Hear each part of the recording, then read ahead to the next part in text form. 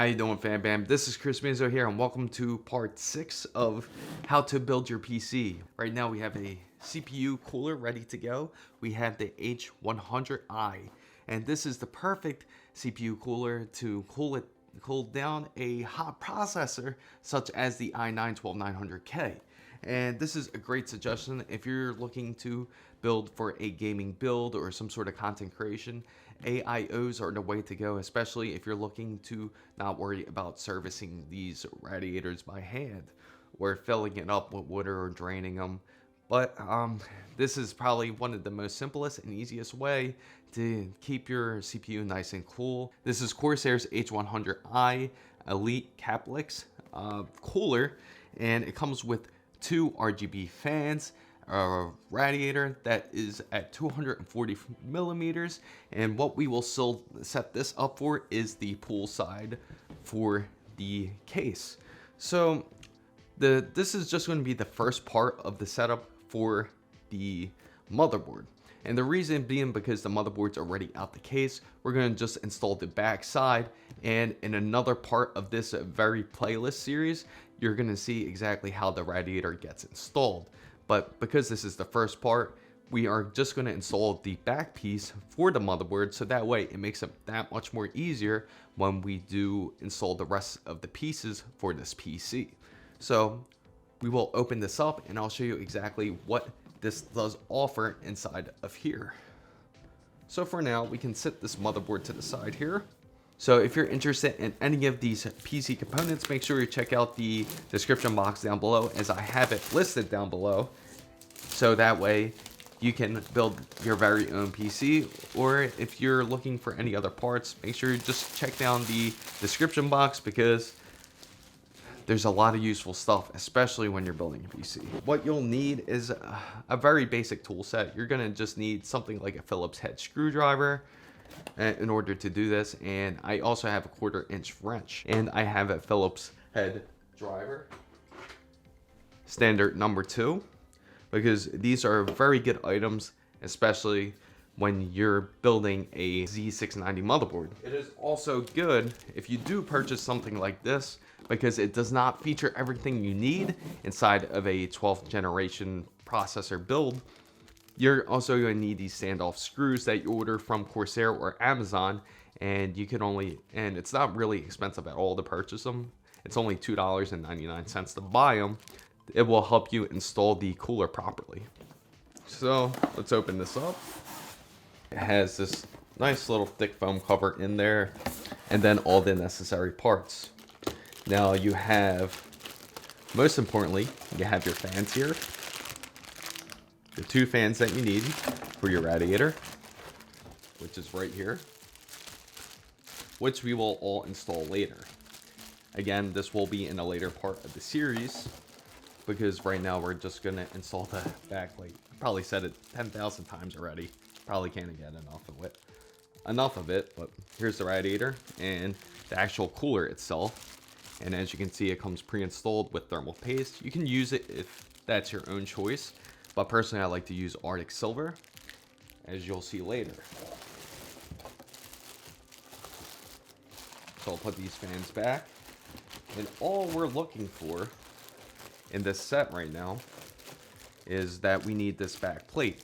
I'll say for Intel 1200 or Intel LGA 1200, but this can also be used for Intel LGA 1700, which is the Z690 motherboards. So we just need this for now. And as you can see, it will come with its own type of standoff screws, but do not use these ones. Again, please purchase Corsair's LGA 1700 standoffs, because this will give you the length that you need in order to install the cooler. So without further ado, let's get to the motherboard and I'll show you how to install this backplate. So the nice thing about Corsair's backplates here, you can actually adjust it. You can push it up, down, to however is fit best for your motherboard. So you can actually adjust these grooves up and down. So it doesn't have to fit specifically ASUS. It could be another motherboard such as MSI or Gigabyte or Ace Rock, that you can actually adjust this and it should fit, give you a better fit. Now it doesn't matter if it's offset. Oh, fumbled. But if it doesn't matter if it's offset or not. It just matters that you can get this on there properly, so that way you can put the standoffs properly on there. And as you can see, don't forget to take off this 3M adhesive. You just simply peel that off and you put it onto your back plate. Let's play around with this back plate and the back of this motherboard. Let's get to it. You kind of have it resting on its front face here. As you can see, you see the holes for the back plate here. And now we're just gonna mess with this back plate, and we're gonna adjust these grooves properly. That's 1, 2. We're gonna mess with these ones a little bit. So I think I got it adjusted just right, as you can see. And now we can take off this 3M tape back here.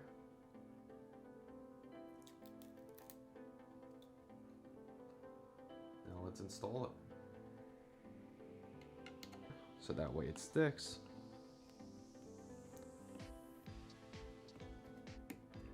And now just flip over the motherboard. So as you see here, now remember those standoff screws I was talking about earlier? Now you're going to use something like this to install your standoff screws in. So now what we have to do is kind of just put these into the grooves that we have here.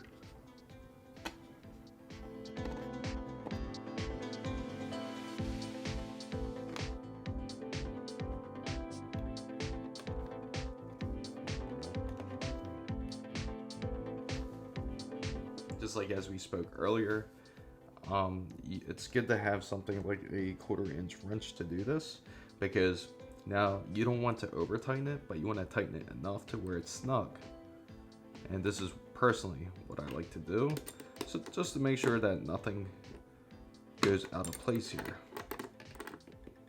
And again, do not try to torque the crap out of it, because that's not going to be any good either. So just have it nice and snug.